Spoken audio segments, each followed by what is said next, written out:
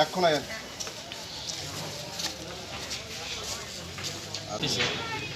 এদিক দিয়ে যাইতেছি কমলপুর না কিটা কমলপুর যাইতে যাচ্ছে এখানে ব্রিজিং হারিয়ে গেছে তারা কইছে যাও কোনো অসুবিধা হইতো না একটা গেছে যাওয়ার 2 নম্বরটা গিয়ে দেখলাম যে এটা যাইতো না অসুবিধা আছে তারা কইলাম গাড়ি যাইতো না তারা কইলা ইয়ে করো তুমি নিয়ে যাও আমি কইলাম না না এটা আমি যাইতাম না এটা আরও বেশি ইয়ে দেবো তারপরে তারা কইলাম ফাল্টি দিয়ে অন্য একটা গাড়িতে নেবে তারা তো নিয়েছে না কইছে না ফাল্টি সাল্টি দেওয়া যাইতো না ওই দিক দিয়ে ঘুরে লই যাও আচ্ছা ঠিক আছে আমি ঘুরেই আনতেছি আনার সময় এখানে ব্রিজ ভাঙি গেছে।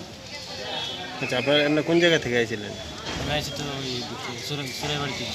আচ্ছা কত টন আছে গাড়িতে? মাল 35 টনের মতো। 45 না 35? 35।